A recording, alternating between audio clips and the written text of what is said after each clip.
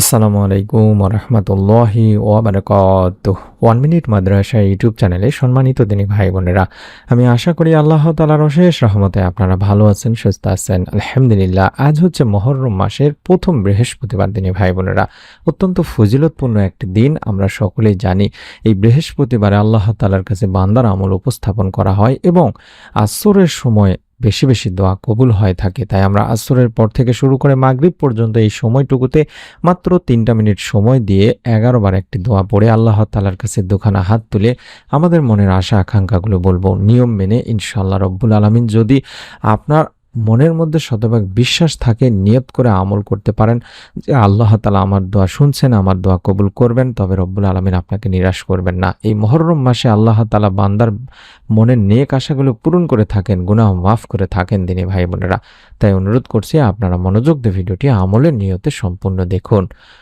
রাসূল পাক সাল্লাল্লাহু আলাইহি ওয়াসাল্লাম বলেছেন, সোমবার ও বৃহস্পতিবার দিন দুটি এমন যেই দিন দুটিতে বান্দার আমলসমূহ মহান আল্লাহ তাআলার সামনে হাজির করা হয়। সুবহানাল্লাহ।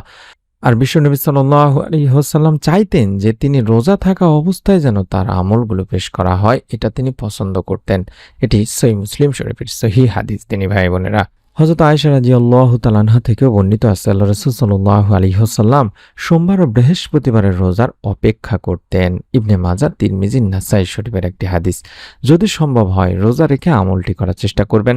আমি জানি অসংখ্য মা ও বোন রোজা রেখে থাকেন, দিনী ভাইয়েরাও রোজা রেখে থাকেন। আপনারা রোজা রেখে আসর থেকে শুরু করে ইফতারের আগ পর্যন্ত আমলটি করবেন। আর যারা রোজা নেই তারা আসরের নামাজ আদায় করার পরে আপনারা ২-৩টা মিনিট সময় দিয়ে আমলটি করার চেষ্টা করবেন। রাসূল পাক সাল্লাল্লাহু আলাইহি ওয়াসাল্লাম ইরশাদ করেছেন যে আল্লাহর সন্তুষ্টির জন্য একদিন রোজা রাখবে, আল্লাহ তাআলা জাহান্নামকে তার থেকে ১০০ বছরের দূরত্বে সরিয়ে রাখবেন। সুবহানাল্লাহ, সুবহানাল্লাহ। এতটাই গুরুত্বপূর্ণ এই রোজার ফজিলত দিনী ভাই বোনেরা। আমরা জানি যে আসরের সময়টা অত্যন্ত গুরুত্বপূর্ণ একটি সময়। মুমিনের উপর দিনে ৫ ওয়াক্ত নামাজ ফরজ, এটা আমরা সকলেই জানি।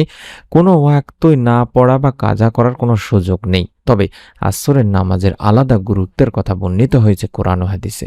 সুবহানাল্লাহ। আল্লাহ তাআলা পবিত্র কোরআনে বলেছেন, তোমরা সব নামাজ এবং মধ্যবর্তী নামাজের প্রতি যত্নবান হও। সূরা বাকারাতে বলা হচ্ছে। এখানে মধ্যবর্তী নামাজ বলতে আসরের নামাজকে বোঝানো হয়েছে, কারণ এই নামাজের আগেও ২ ওয়াক্ত নামাজ রয়েছে, পরেও ২ ওয়াক্ত নামাজ রয়েছে। আর মুফাসসিরিনে কেরাম বলেন, আসরের নামাজ বেশি গুরুত্বপূর্ণ হওয়ার অন্যতম কারণই হলো সাধারণত এ সময় মানুষ কাজকর্মে ব্যস্ত থাকে, ফলে নামাজ আদায়ে গাফুলতি হওয়ার যথেষ্ট আশঙ্কা থাকে। কিন্তু এই সময়টা আল্লাহ তাআলার কাছে দামি সময়। আল্লাহ তাআলা কোরআন মাজিদে কিছু জিনিসের কসম করেছেন, সেখানে আসরের কসমও রয়েছে। আল্লাহ তাআলা বলেন, আসরের কসম। সূরা আসরের প্রথম আয়াতে বলা হয়েছে। দিনী ভাই বোনেরা, উল্লেখিত এই দুটি আয়াত থেকে আমরা বুঝতে পারি যে আল্লাহ তাআলার কাছে আসরের নামাজ কতটা গুরুত্বপূর্ণ। এছাড়াও আরেক আয়াতে তিনি বলেছেন, আপনার রবের প্রশংসা করুন সূর্যোদয়ের আগে এবং সূর্য অস্তের আগে, অর্থাৎ আমরা সূর্য ওঠার আগে এবং সূর্য অস্ত যাওয়ার আগে বেশি বেশি করে আমল করব। ফজর ও আসরের সময় বেশি বেশি আমল করব। এই আয়াতে সূর্যোদয়ের মানে হলো ফজর এবং সূর্যাস্তের আগে মানে হলো আসর। তাই এই ২ ওয়াক্তের নামাজের গুরুত্ব তুলে ধরা হয়েছে দিনী ভাই বোনেরা। তাই তো এই ২ ওয়াক্তে হাদিস শরীফে পাওয়া যায়, আবু হুরায়রা রাদিয়াল্লাহু তাআলা আনহু থেকে বর্ণিত, রাসূল পাক সাল্লাল্লাহু আলাইহি ওয়াসাল্লাম বলেন, ফেরেশতারা পালাবদল করে তোমাদের মাঝে আগমন করে থাকেন, একদল দিনে একদল রাতে। আসর ও ফজরের নামাজে উভয় দল একত্র হয়। তারপর তোমাদের মধ্যে রাত যাপনকারী দলটি যখন উঠে যায়, তাদের প্রতিপালক মহান রব আল্লাহ তাআলা তাদের জিজ্ঞাসা করেন, জানতে চান আমার বান্দাদের কোন অবস্থায় দেখে এলে? অবশ্য আল্লাহ তাআলা নিজেই সবকিছু ভালো জানেন, বান্দাদের ব্যাপারে সর্বাধিক জ্ঞাত। জবাবে ফেরেশতারা বলেন, আমরা তাদের নামাজরত দেখে এসেছি। আমরা যখন গিয়েছিলাম তখনও তারা নামাজরতই ছিল। এটি সহিহ মুসলিম শরীফের সহিহ হাদিস। সুতরাং যে ব্যক্তি নিয়মিত ফজর ও আসরের নামাজ আদায় করবে এবং ফেরেশতারা আল্লাহ তাআলার কাছে তার বিষয়ে প্রতিদিন বলছেন, আমরা যখন পৃথিবীতে গেছি তাকে নামাজরত দেখেছি, যখন পৃথিবী থেকে এসেছি তখনও তাকে নামাজরতই দেখেছি। সুবহানাল্লাহ, সুবহানাল্লাহ। তাই আমরা এই সময়টিতে যদি দোয়া, দরুদ, ইস্তেগফার, নামাজের মধ্যে থাকি, রব্বুল আলামিনের কাছে ফেরেশতারা আমাদের হয়ে সাক্ষী প্রদান করবেন, আমাদের জন্য বলবেন যে তারা নামাজরত, দোয়ারত অবস্থায় আছেন, আপনার কাছে চাচ্ছেন। তাই আমরা এই সময়টিকে বেছে নেব দিনী ভাই বোনেরা। মানুষের জীবন মানেই হলো চাওয়া পাওয়া, আশা আকাঙ্ক্ষার নানান সংকটের গল্প। একটি ছোট্ট শিশু নিষ্পাপ চাওয়া থেকে শুরু করে বৃদ্ধ মানুষেরও দীর্ঘশ্বাস পর্যন্ত সবার হৃদয়ে লুকিয়ে থাকে কিছু অপূর্ণতা, কিছু প্রার্থনা, কিছু চাওয়া। কেউ রিজিক চায়, কেউ সুস্থতা চায়, কেউ মানসিক শান্তি চায়, কেউ বা চায় প্রিয়জনের ভালোবাসা কিংবা ক্ষমা। এমন আছেন কেউ নেক সন্তানের জন্য পাগলের মতো ছোটাছুটি করছেন। কি আমল করব, কি করব, কোথায় গেলে আমরা একটা নেক সন্তান আল্লাহ তাআলা আমাদেরকে দান করবেন, দুনিয়াতে আমাদের জন্য একজন সদগায়ে জারিয়া আমরা রেখে যেতে পারবো, উত্তরাধিকারী রেখে দিতে পারবো।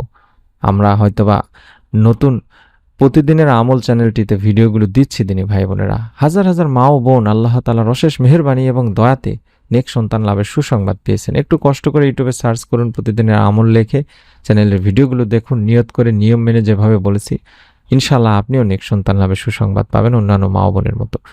প্রতিটি মানুষই কখনো না কখনো মনে মনে এভাবে ভেবেছেন, যদি এমন একটি দোয়া আমল থাকতো যে দোয়া পড়লে আল্লাহ তাআলা বান্দার সব কথা শুনতেন, সব প্রয়োজন পূরণ করে দিতেন।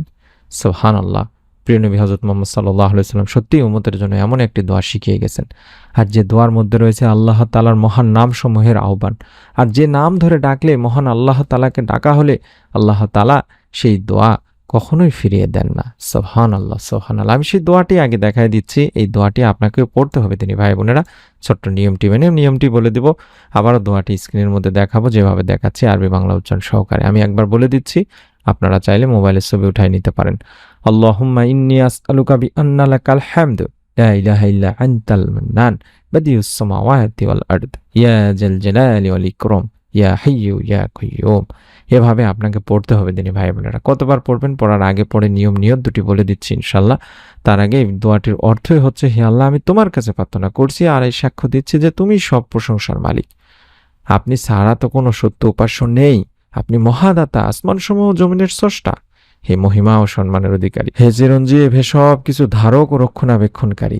রাসূল সাল্লাল্লাহু আলাইহি সাল্লাম এক ব্যক্তিকে এই দোয়া বলতে শুনে তখন বললেন, সে আল্লাহ রাব্বুল আলামিনকে তার মহান নামের মাধ্যমে ডেকেছে।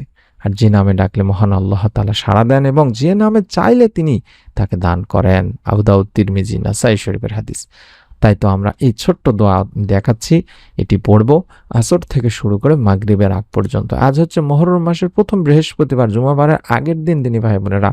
অলরেডি আমি বলে দিয়েছি যে বৃহস্পতিবার কতটা গুরুত্বপূর্ণ একটি দিন, গুরুত্বপূর্ণ একটি রাত। এই দিনে বা রাতে আল্লাহ তাআলা দোয়া কবুল করে থাকেন এবং আসরের পরে দোয়া আল্লাহ তাআলা ফেরত দেন না। তাই আমাদের প্রথম কাজ হবে আসরের নামাজ আদায় করে নিয়ে 11 বার দরুদ শরীফ পাঠ করতে হবে, অর্থাৎ আল্লাহুম্মা সাল্লি আলা মুহাম্মাদ ওয়া আলা আলি মুহাম্মাদ। এই ছোট দরুদটিও 11 বার পড়ে নিতে পারেন, কারণ দরুদ না পড়লে আল্লাহ তাআলার কাছে সেই দোয়া পৌঁছাবে না, আমরা জানি। তাই আমরা দরুদটি পড়ে নিয়ে অন্তত 2 থেকে 3 বার পাঠ করব। আল্লাহুম্মা ইন্নী আসআলুকা বিআন্না লাকাল হামদ লা ইলাহা ইল্লা আনতাল মান্নান বাদিউস সামাওয়াতি ওয়াল আরদ ইয়া জাল জালালি ওয়াল ইকরাম ইয়া হাইয়্যু ইয়া কাইয়্যুম। এভাবে পাঠ করে দুইখানা হাত তুলে আমাদের যার যার মনে নেক আশা আছে গোপনে নিজে নিজে কোনো একটি জায়গায় কান্নাকাটি করে আল্লাহ তাআলার কাছে চান দিনী ভাই বোনেরা। গোপন যত চাওয়া আছে আপনি চান, গোপন যত পাপ করেছেন, গুনাহ করেছেন, অন্যায় করেছেন, সবকিছুর জন্য ক্ষমা চান এবং আপনার মনের চাওয়া পাওয়াগুলো রব্বুল আলামিনকে বলুন যে আল্লাহ, মুহররম মাসের আজকে প্রথম বৃহস্পতিবার, এই দিনে তুমি দোয়া কবুল করো। তোমার কাছে বান্দার আমল উপস্থাপন করা হয়, আমার দোয়াটি দরুদের ওসিলায় হলেও কবুল করো। আসরের পরের আমলের ওসিলায় হলেও তুমি দোয়া আমার কবুল করো। ইসমে আজমের আমলের ওসিলায় হলেও তুমি আমার মনে নেক আশা পূরণ করেই দাও। এভাবে আল্লাহ তাআলার কাছে দোয়া করবেন, রব্বুল আলামিন ইনশাআল্লাহ আপনাকে নিরাশ করবেন না। নিয়ত করুন অন্তত ভিডিওটিতে আমিন লিখে কমেন্ট করার মাধ্যমে আপনার নিকট আত্মীয়স্বজন, কাছের মানুষজনকেও আমলটি সম্পর্কে বলুন। আমি অনুরোধ করব, আমরা প্রতিদিন ইনশাআল্লাহ মুহররম মাসের প্রতিদিন ভিডিও দেওয়ার চেষ্টা করব। সেই নতুন ভিডিওগুলো দেওয়া মাত্র যাতে দেখতে পান তার জন্য অবশ্যই চ্যানেলটি সাবস্ক্রাইব করে বেল বাটনটি অন করে রাখতে ভুলবেন না।